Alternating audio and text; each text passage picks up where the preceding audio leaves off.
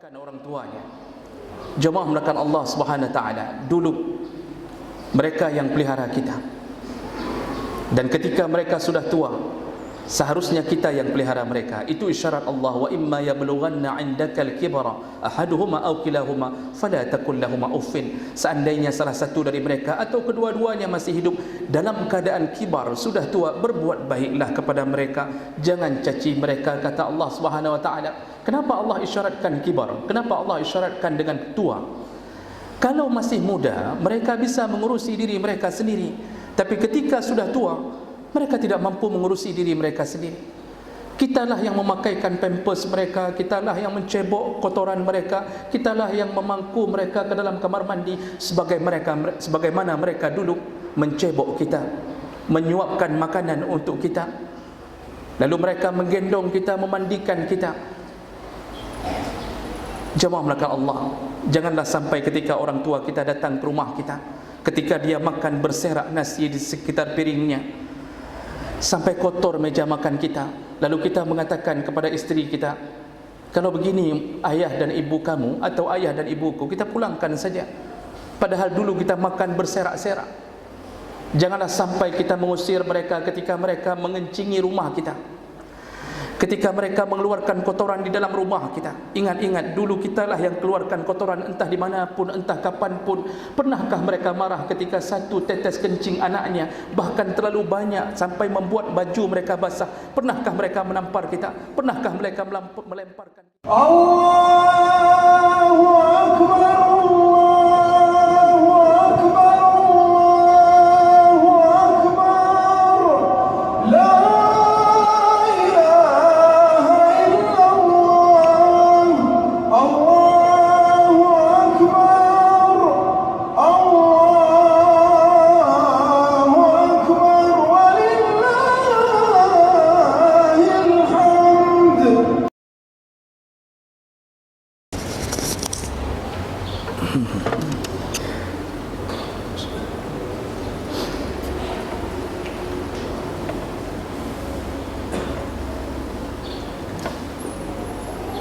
Assalamualaikum warahmatullahi wabarakatuh.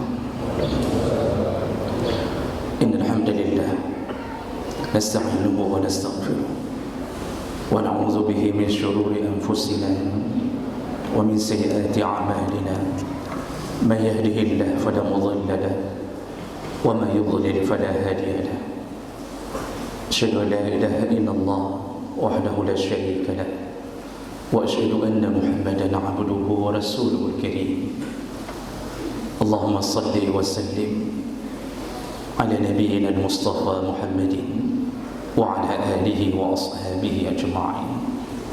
أما بعد، فيا عباد الله، اتقوا الله وقولوا قولا سديدا يصلح لكم أعمالكم ويغفر لكم ذنوبكم، ومن يطع الله ورسوله فقد فاز فوزا عظيما.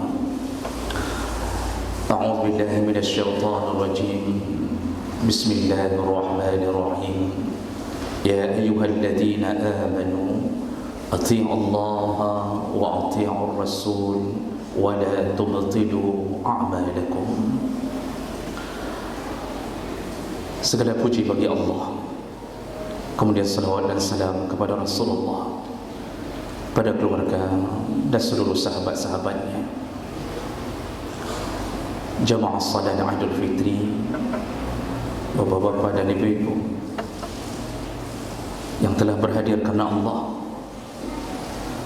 mudah-mudahan setiap langkah kita, duduknya kita, bahkan diamnya kita menjadi pembela kita di hari kiamat nantinya, insyaAllah.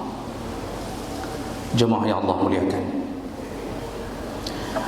pada hari yang berbahagia ini tiada lain ucapan yang lebih pantas kecuali kita memuji, membesarkan nama Allah. Karena dengan kasih sayang Allah, kita masih berada di dalam jalan yang diridainya. Hari ini banyak orang setelah Allah berbuat baik kepadanya, tapi dia tidak membalas kebaikan Allah. Bahkan dia berkhianat kepada Allah. Allah datangkan Ramadan sebagai tanda kasih sayangnya. Di balik banyaknya dosa-dosa yang kita lakukan, pagi dan petang Allah merepotkan dirinya untuk mengajak hamba memohon ampun kepada Allah. Allah menyibukkan dirinya memikirkan hamba, tapi hamba bahkan tidak pun berfikir tentang Allah Subhanahu wa taala. Tapi kasih sayang Allah tidak pernah padam, sampai Allah mengatakan, "Law aznabta 'anana as-sama'." Dalam salah satu hadis qudsi, seandainya engkau berbuat dosa dan dosamu disusun setinggi langit, "Law ghafartani," lalu engkau memohon ampun kepada aku, "la ghafartuka," sungguh ku ampunkan engkau, "wala ubali," aku tidak peduli sehebat mana dosamu, kata Allah, ku ampunkan engkau, kata Allah. Begitu besarnya kasih sayang Allah. Bukankah kita ketika bersahabat dengan seseorang, ribuan tahun mungkin kalau kita berbuat baik kepada seseorang, sekali kita berbuat salah, maka yang diingat adalah kesalahan kita. Itu ciri-ciri bergaul dengan hamba. Kita boleh berbuat baik bertahun-tahun lamanya, tapi Masya Allah, sekali kita berbuat salah, maka yang dijadikan pegangan adalah kesalahan kita. Tapi Masya Allah, berbuat dengan Allah, berhubungan dengan Allah, bertahun-tahun kita berbuat jahat kepada Allah, bertahun-tahun kita berkhianat. Mungkin masa-masa sekolah kita, masa-masa mudanya kita, banyak yang meninggalkan salat, padahal itu perintah wajib. Bahkan hari ini pun orang-orang di tengah Ramadan pun meninggalkan salat, berlindung di balik nama bukber. Masya Allah, dia berpuasa tapi dia tinggalkan salatnya. Itu menunjukkan kebodohannya. Banyak orang yang hari ini bahkan tidak mengakui Allah sebagai Tuhannya, tapi sekali dia berbuat baik kepada Allah, dia taubat, dia bersyahadat kembali, maka apa yang dijadikan pegangan oleh Allah? Kebaikannya. Memori buruk bersama hamba dihapus oleh Allah. Begitu baiknya Allah kepada kita. Jamaah melakukan Allah, ketika kita ingin menemui seseorang pejabat, maka kitalah yang harus menunggu jadwalnya. Bahkan ketika kita sampai di kantornya, ajudannya mengatakan bahawa dia telah keluar, kita terpaksa datang di hari esoknya. Esok kita datang pun tidak bertemu, datang lusa pun tidak bertemu. Begitu sulitnya menemui seorang hamba yang menjadi pejabat. Tapi lihatlah kalau berhubungan dengan Allah, Allah yang telah menyibukkan diri menunggu kita. Allah mengatakan, "Qumil laila illa qalila." Bangunlah malam walaupun sebentar. Tidak bisa sebentar, nisfahu, setengah dari sebentar.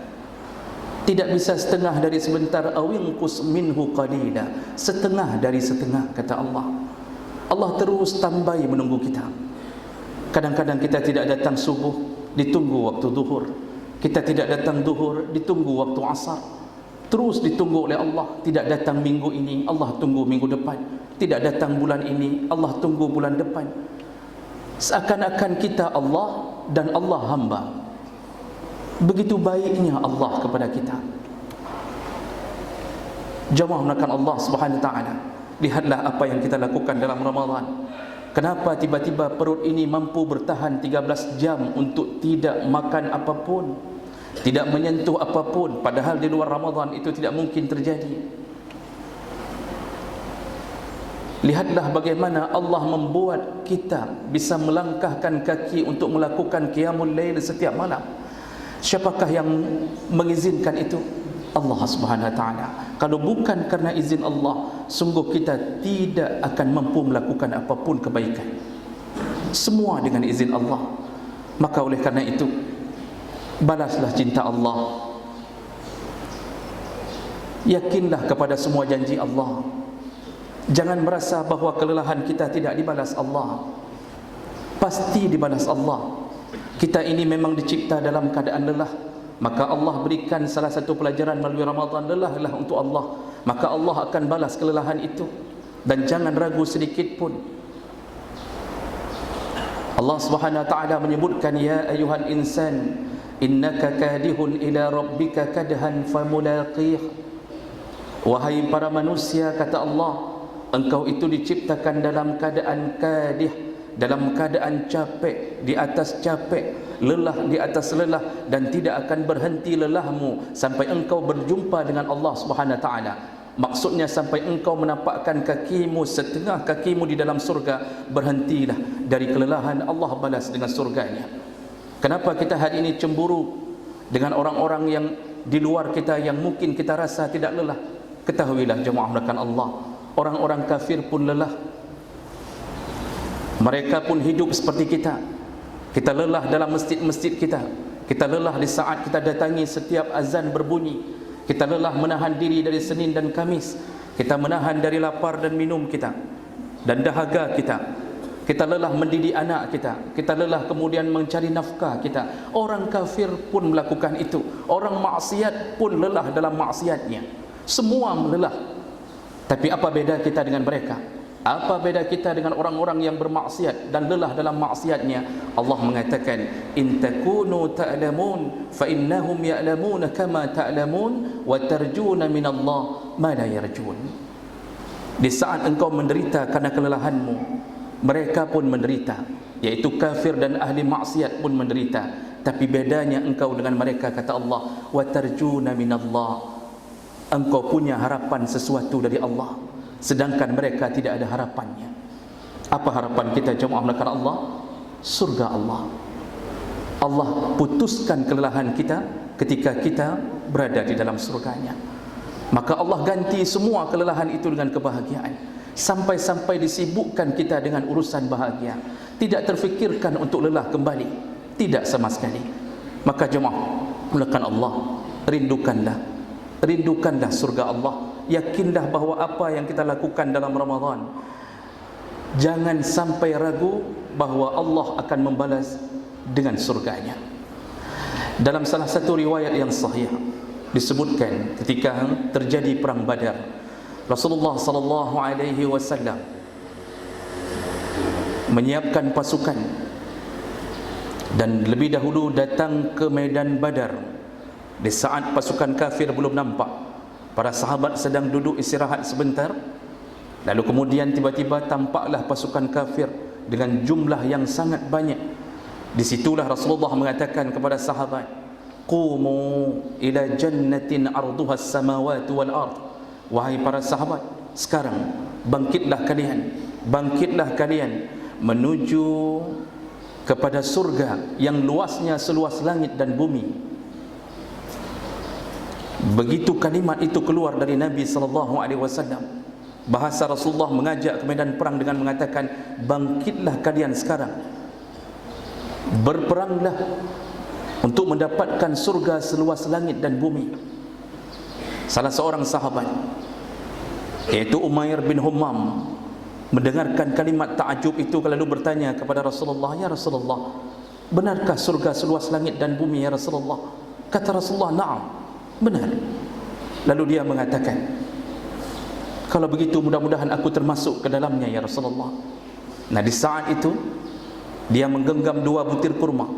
Yang satu dia masukkan ke dalam mulutnya, persiapan untuk terjun ke medan perang. Tapi kemudian ketika dia menyadari Rasulullah berada di sampingnya, lalu dia mengatakan, "Lau akaltu hazihi tamarati lakanatil hayatu tawilah." Seandainya aku habiskan 2 kurma ini ya Rasulullah, terasa begitu lama aku masuk surga. Seandainya aku habiskan 2 kurma ini ya Rasulullah, terasa masuk surga itu masih begitu lama. Apa yang dia lakukan jemaah melakukan Allah? Dia buang kurma di tangannya, tercampak kurma dari mulutnya. Lalu dia terjun ke medan perang dan gugur syahid di sana. Masya Allah, dua kurma pun dia tidak sanggup untuk memakannya lagi demi kerinduannya terhadap surga. Hari ini mereka telah menyelesaikan hidup mereka. Mereka telah lelah dalam hidup mereka membela Nabi, membela Allah, membela agama Allah. Maka kita pun akan mendapatkan itu. Jemaah melakukan Allah, berbahagialah hari ini mereka yang telah lelah dalam Ramadan dengan menghadap Allah. Berbahagialah hari ini mereka yang melakukan pengabdian sesama manusia. Masya Allah, di balik itu sungguh merugi orang-orang yang tidak taat pada Allah dalam Ramadan. Padahal Nabi telah mengatakan, laqad khaba wa khasira man adraka Ramadan falam yughfar lah. Sungguh celaka, sungguh rugi orang-orang yang mendapatkan Ramadan, keluar dari Ramadan tidak mendapatkan ampunan. Siapakah mereka? Mereka yang tidak melakukan puasa, mereka yang hanya berpuasa tapi tidak salat, mereka yang hanya berpuasa tapi meninggalkan semua kebaikan-kebaikan yang lain. Jemaah melakukan Allah Subhanahu wa taala. Maka oleh karena itu, jangan lupa kebaikan Allah, teruskan amal kita, jangan kembali bermaksiat. Maka Allah mengatakan dalam surat Muhammad 33, ya ayyuhalladzina amanu, wahai orang-orang yang beriman, ati Allah, taatlah engkau kepada Allah, wa ati'ur rasul, taatlah engkau kepada Rasul. Lalu Allah sambung, wala tubtilu a'malakum, janganlah engkau batalkan kembali amalmu. Ahli tafsir mengatakan bahawa maksud Allah setelah berbuat baik, janganlah engkau kembali bermaksiat. Yang menyebabkan maksiatmu membuat terhapusnya kebaikanmu. Dan inilah yang akan terjadi pada hari ini. Masya Allah, ada orang yang hari ini merencanakan kembali bermaksiat. Makanya ada yang mengatakan bahawa kalau ingin melihat umat Muhammad, lihatlah waktu salat Aidul Fitri, Aidul Adha. Tapi kalau ingin melihat seorang mukmin dari kalangan umat Muhammad, lihatlah di waktu salat wajib itu dilakukan, terutama salat subuh. Lihatlah nanti zuhur, apakah masjid masih aktif untuk melakukan salat di saat orang-orang sedang berhari raya, lalu meninggalkan suara azan dari masjid-masjid Allah Subhanahu wa taala. Ada orang yang dari semalam setelah meninggalkan Allah, ada yang 10 hari yang lalu telah meninggalkan Allah. Lihatlah hari ini mungkin orang akan kembali bermaksiat. Jagalah anak-anak kita yang gadis-gadis, mungkin mereka akan kembali memakai baju-baju ketat, mereka akan kembali memakai celana-celana ketat, lalu mereka menemui pacar-pacar mereka. Semua amalan mereka terhapus di sisi Allah di saat kembali bermaksiat. Ini yang perlu kita jaga. Dalam tafsir disebutkan ketika membahas surat An-Nahl ayat 92, Allah Subhanahu wa taala mengatakan, wala takunu kallati naqadat ghazlaha min ba'di quwwatin ankatha. Janganlah engkau menjadi seperti seorang perempuan yang setelah dia memintal, menenun satu baju, lalu kemudian mengurai benangnya kembali. Para ulama ahli tafsir menyebutkan ini kisah benar terjadi di masa Rasulullah, iaitu terjadi pada Ritah al-Hamqa, seorang perempuan yang tua, tidak ada jodohnya, sampai dia menunggu umur lanjut, baru datanglah seorang laki-laki yang bernama Sukhur, lalu kemudian meminangnya. Di balik kegalauannya menunggu seorang jodoh, ternyata datang juga. Tapi sayang, sungguh disayang, ternyata laki-laki itu hanya mengharapkan hartanya, karena dia termasuk keturunan orang kaya. Dia nikahi lalu dia lari. Maka Ritah al-Hamqa mengalami depresi. Akhirnya apa yang dia lakukan? Dia sewa beberapa orang perempuan untuk menuju ke rumahnya. Dia beli benang sebanyak-banyaknya, lalu kemudian dia meminta kepada beberapa perempuan untuk menenun baju, memintal baju. Setelah baju itu jadi, pada malam harinya Ritah, dia mengurai benang itu kembali, dia buka benang itu kembali. Apa maksud Allah mengangkat kisah ini dalam Al-Quran? Maksud Allah, setelah engkau melakukan puasa, setelah engkau melakukan qiyamul lail, setelah engkau mengkhatamkan Quran berkali-kali, setelah engkau memberi sedekah kepada orang banyak, setelah engkau berbuat baik kepada siapapun, jangan urai kembali benangmu, jangan kembali hancur hidupmu untuk menuju ke dalam maksiat. Ini maksud Allah. Maka oleh kerana itu, pesan pertama, maka hendaknya janganlah kita kembali ke dalam maksiat kita. Ketika azan berbunyi, tetaplah datang seperti dalam Ramadan. Sambunglah bacaan Quran. Berpuasalah, sambung dengan dengan puasa 6 hari di bulan Syawal. Sambunglah dengan Senin Kamis. Puasalah Nabi Allah Daud itu sehebat-hebatnya puasa sunnah kalau kita mampu melakukannya. Ini tanda-tanda orang yang diterima Ramadannya oleh Allah, yaitu la'allakum tattaqun, bertambah-tambah dekatmu kepada Allah setelah Ramadan. Jamaah melakukan Allah Subhanahu wa taala. Ada hal lain yang perlu kita sadari setelah kita meninggalkan Ramadan. Mungkin Ramadan ini Ramadan terakhir bagi kita. Mungkin dia datang kembali tahun yang akan datang, tapi mungkin kita yang tidak lagi ada di atas dunia ini. Jemaah melakukan Allah Subhanahu wa taala, ada pesan Ramadan yang perlu kita tangkap, dan itu punya dua pesan yang paling utama. Yang pertama yaitu yang tersirat, dan yang kedua yang tersurat. Apa yang tersirat? Lihatlah, mari kita merenung sejenak, kenapa Allah Subhanahu wa taala menutup Ramadan dengan zakat fitrah. Padahal amalan Ramadan itu adalah puasa qiyamul lail, baca Quran dan macam kebaikan yang sifatnya ibadah mahdhah. Lalu kemudian kenapa Allah tutup keran Ramadan dengan zakat fitrah? Dia bukan hanya sekadar membayar zakat, tapi itu adalah hikmah yang Allah ingin ajarkan kepada kita, bahawa menutup Ramadan dengan zakat, dan zakat itu adalah lambang hubungan baik kita dengan manusia. Memberi kepada manusia itu adalah salah satu bukti bahawa kita berbuat baik dengan manusia. Maka Allah ingin mengatakan bahawa ibadah Ramadanmu tidak akan sempurna sampai engkau berbuat baik dengan manusia. Ini pesan yang paling kuat tersirat dari Allah Subhanahu wa taala. Maka jangan mengira hari ini kita yang sudah menjadi ahli jamaah, alhamdulillah. Kita yang hari ini serajin puasa, alhamdulillah. Kita yang hari ini salat tahajud tidak pernah tinggal, alhamdulillah. Tapi seandainya harta kita tidak pernah kita berikan kepada orang lain, bahkan tetangga miskin pun yang berada di samping rumah kita, kita tidak pedulikannya. Bahkan makanan yang kita beli tidak pernah kita berikan kepada anak yatim. Kita tidak pernah melihat keadaan orang-orang miskin. Jangan harap ada jaminan surga untuk kita. Seluruh ibadah itu jembatan menuju akhlak, sedangkan Nabi diutus untuk mengurusi akhlak, menyempurnakan akhlak. Tujuan ibadah adalah akhlak. Salat untuk akhlak, puasa untuk akhlak, berhaji pulang berakhlak. Maka lepas Ramadan, ciri pertama yang paling kuat orang yang diterima Ramadannya, setelah Ramadan dia berbuat baik kepada sesama manusia.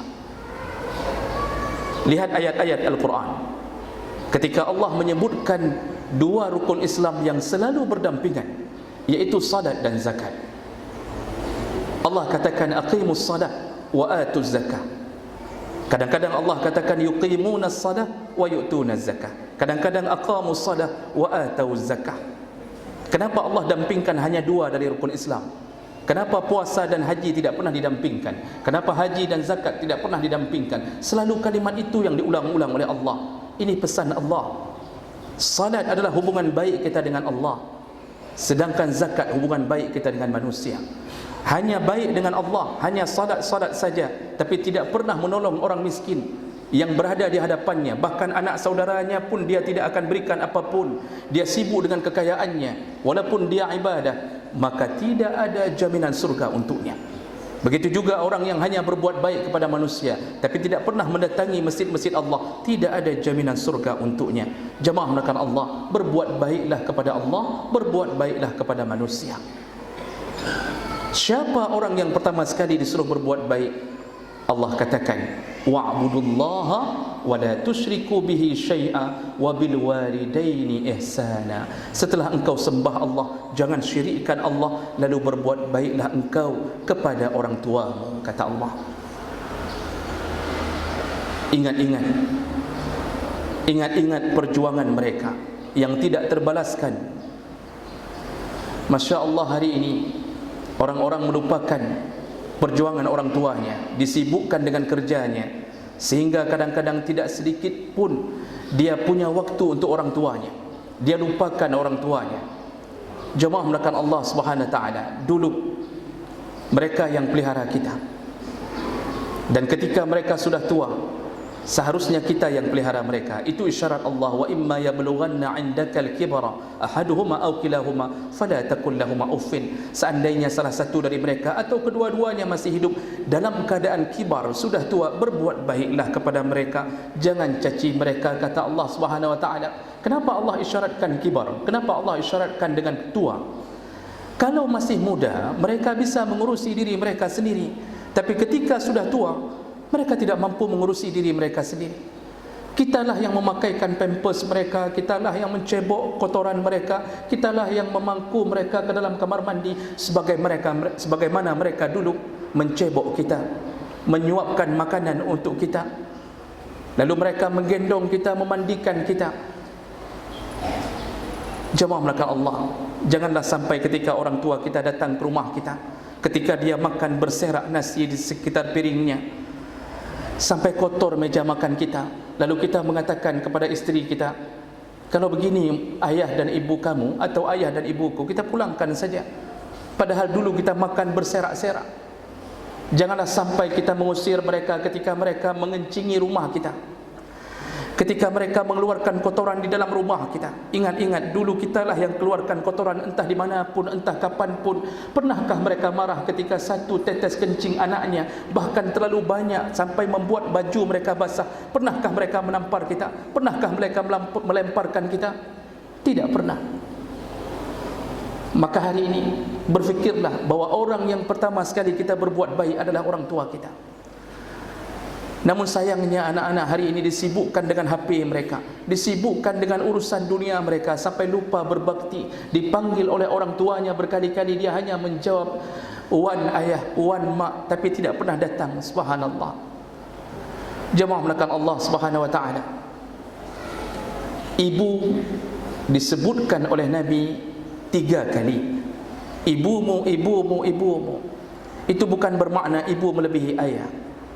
Itu karena ada 3 pekerjaan ibu yang tidak bisa dilakukan oleh ayah, yaitu mengandung, melahirkan dan menyusui. Nabi sebutkan 3 kali. Sebenarnya posisi ayah dan ibu sama.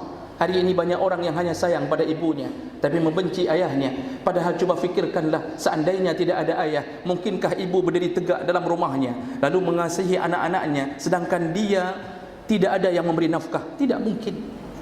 Kenapa seorang ibu hari ini bisa lampiaskan semua pendidikan dan kasih sayangnya pada anak? Perjuangan seorang ayah di bawah terik matahari, perjuangan seorang ayah di bawah guyuran hujan, keluar dengan motor, tidak peduli apapun, yang penting dia bisa memberi nafkah kepada anak-anaknya. Kenapa anak-anak hari ini kemudian membuang nama ayahnya? Kenapa kemudian ayah seakan-akan menjadi orang kedua yang harus dia baktikan? Karena tidak faham ilmu berbakti. Memang suara ayah terasa keras, memang waktu ayah menegur kadang-kadang terasa kasar. Ketika dia melarang kita untuk naik di atas motor, di balik teriakannya, di balik kekasarannya mengatakan jangan naik motor itu, apa yang dia simpan dalam hatinya? Sayang yang terlalu berlebih. Dia takut anaknya jatuh, dia takut anaknya lecet, dia takut kehilangan anaknya. Kenapa anak hari ini tidak faham itu? Jemaah melakukan Allah dan anak-anak kami, berbaktilah kepada ayah, berbuat baiklah kepada mereka. Karena merekalah kita bisa sekolah dengan tenang, karena merekalah ibu kita bisa bekerja dengan aman. Jadi jangan mengira bahwa ayah tidak ada apa-apanya. Ayah adalah pejuang di belakang layar. Maka ini yang perlu kita fikirkan lebih awal. Berbuat baiklah kepada orang tua kita. Kemudian berikutnya, siapa lagi yang harus kita berbuat baik? Sebagai bukti Ramadan kita telah berhasil. Wahai para suami, berbuat baiklah kepada isteri-isteri kita.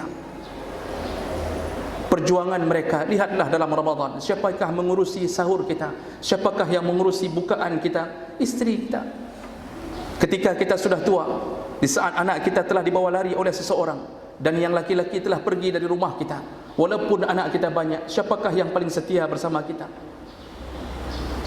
Siapakah yang akan mengurusi pampers kita, yang melihat kotoran kita? Siapakah mereka? Istri. Wa'ashiruhunna bil ma'ruf, maka berbuat baiklah kepada mereka, kata Allah. Kalau engkau dapatkan sedikit kejelekan dari mereka, maka fikirkanlah kebaikan yang banyak. Fikirkanlah kebaikan yang banyak. Fikirkanlah bagaimana beliau menahan diri 9 bulan mengandung anak kita, lalu kemudian melahirkan anak kita berkubang dengan darah selama 40 hari, dan kemudian dia berikan susu untuk anak kita, dia layani kita. Maka berbuat baiklah kepada isteri. Pulang dari salat ini, kebiasaannya hanya isteri memohon maaf dari suami. Seharusnya suami pun memohon maaf di atas kekhilafan selama ini kepada istrinya. Kemudian selanjutnya, jemaah melakukan Allah, siapa lagi yang harus kita berbuat baik? Wahai para isteri, berbuat baiklah engkau kepada suamimu. Rasulullah mengatakan, seandainya ada orang yang boleh aku sujudkan di hadapan orang lain, maka suamilah yang berhak untuk disujudkan oleh istrinya. Rasulullah sallallahu alaihi wasallam menyebutkan, ayyumma imra'atin matat wa zawjuha radin anha dakhalatil jannah. Setiap isteri yang meninggal dunia atau lebih dahulu meninggal istrinya dan dia lebih dahulu meninggal dirinya, isteri itu bisa masuk surga, jaminan masuk surga. Kapan dia? Ketika ridha suaminya, ketika hati suaminya mengatakan, engkaulah yang terbaik, engkaulah yang telah melayaniku. Mungkin di balik setruknya dia tidak mampu berkata-kata, tapi hatinya memuji-muji kebaikan istrinya, maka istri itu wajib masuk surga, wajib masuk surga. Maka jangan lawan para suami. Rasulullah sallallahu alaihi wasallam ketika satu salat Idul Fitri, lalu kemudian selesai salat, Rasulullah berkhutbah kembali, tapi bukan khutbah resmi. Dia menuju kepada perempuan dengan mengatakan bahawa uritu an-nar, dinampakkan kepada aku neraka Allah, dan kulihat neraka itu terbanyak penghuninya adalah para perempuan. Semua perempuan di saat itu terkejut lalu bertanya kepada Rasulullah, apa salah kami ya Rasulullah? Kata Rasulullah, yang paling banyak masuk neraka adalah isteri-isteri yakfurnal ashir, yang durhaka pada suaminya. Bagaimana durhaka pada suami ya Rasulullah? Rasulullah menjawab, ketika suaminya berbuat baik kepadanya bertahun-tahun lamanya, sekali bertengkar dia keluarkan kalimat, ma wajadtu minka khairan qad, tidak pernah aku dapatkan kebaikan selama ini darimu. Menyo bahasa gedanya, seorang isteri akan mengatakan, selama ada mengkawin idrona hanagat membacut bikelung, padahal cuma itu sekali bertengkar. Dia habiskan, dia hapuskan kebaikan suaminya. Subhanallah, ini perbuatan terburuk yang menyebabkan isteri mereka, maafkanlah, terlalu banyak kelebihan yang Allah beri. Perjuangan mereka untuk menghidupkan isteri dan anak tidak terbalaskan. Wahai para isteri, seandainya engkau bisa bersujud, bersujudlah. Tapi karena bersujud itu terharamkan, maka berbuat baiklah kepada suami. Apapun lakukan untuk dapat rida suami. Bahkan semenjak ijab kabul, berpindahlah ketaatan ke tangan suami. Orang tua menjadi nomor 2. Namun kita perlu ingat, semakin baik seorang isteri pada suami, semakin dekat orang tuanya ke dalam surga Allah Subhanahu wa taala. Allahu akbar, Allahu akbar, Allahu akbar, Allahu akbar, walillahil hamd. Jemaah berkat Allah Subhanahu wa taala. Dan pesan terakhir dari Allah Subhanahu wa taala, yaitu pesan yang tersurat. Cuba buka ayat-ayat Ramadan. Banyak yang kita khilaf, tidak faham bahawa ayat Ramadan itu ditutup di 188 dari surat Al-Baqarah. Dimulai dari 183 ditutup 188. Apa bunyinya? Allah mengatakan, wala ta'kulu amwalakum bainakum bil batil. Janganlah engkau memakan harta sesamamu dengan cara yang batil. Wa tudlu biha ilal hukam litakulu fariqam min amwalin nas bil ismi wa antum ta'lamun. Lalu engkau membawa masalahmu, perkaramu ke depan hakim supaya dimenangkan perkaramu. Lalu engkau berbuat dosa dengan memakan harta orang lain sedangkan engkau tahu. Itu pesan Allah terakhir. Ayat berikutnya, yas'alunaka 'anil ahillah, itu bukan lagi ayat bicara tentang Ramadan. Maka apa pesan Allah yang tersurat? Orang yang diterima Ramadannya, ciri-ciri yang paling kuat yang kedua adalah dia tidak akan lagi makan haram, dia tidak akan lagi menzalimi harta orang, tidak akan lagi terjadi kecurangan. Seorang yang bekerja di kantor, dia akan masuk tepat waktu karena takut menzalimi harta orang lain. Dia akan membayar hutang tepat pada waktunya. Masya Allah, hari ini ada orang yang datang berhibah-hibah memohon hutang dari kita. Setelah bertahun-tahun kita tagih tidak pernah dibayarkan, maka pahamilah, berpuluh tahun mungkin Ramadan kita tidak pernah diterima Allah karena kita telah menzalimi harta orang lain. Jangan ambil patok, jangan rubah patok tanah orang lain sedikit pun. Jangan ambil fasilitas kantor untuk kita selama bukan milik kita. Jangan korupsi, jangan lakukan apapun yang bukan milik kita. Cukupkan dengan rezeki yang Allah beri. Itu tanda-tanda Ramadan kita diterima oleh Allah. Maka orang yang masih melakukan dunia riba, orang yang masih menipu, Orang yang masih meminjam kemudian tidak membayarkan dan tidak mengembalikan, semua mereka bukan orang yang dimakbulkan Allah Ramadannya. Mudah-mudahan ini menjadi pesan-pesan dari Allah yang bisa kita laksanakan, dan mudah-mudahan kita termasuk orang-orang yang paling baik kepada orang tua kita, paling baik kepada istri kita, dan istri yang paling baik kepada suaminya. Dan semoga Allah Subhanahu wa taala mengumpulkan kita kembali di dalam surganya. Amin ya rabbal alamin. Barakallahu li wa lakum fil Qur'anil azim wa naf'ani wa iyyakum bima fihi minal ayati wa zikril hakim wa taqabbalallahu minni wa minkum tilawatahu innahu huwas samiul alim.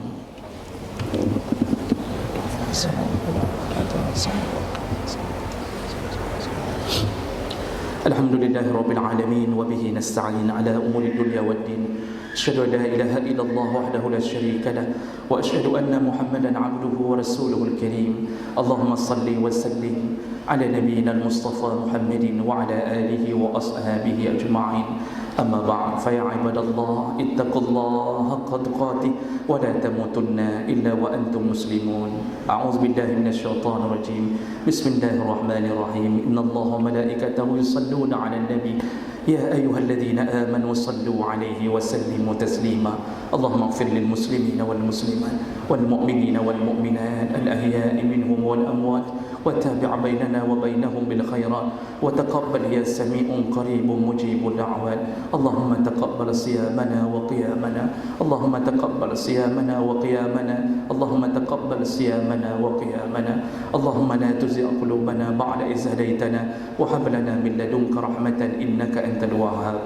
ربنا آتنا في الدنيا حسنة وفي الآخرة حسنة وقنا عذاب النار والحمد لله رب العالمين.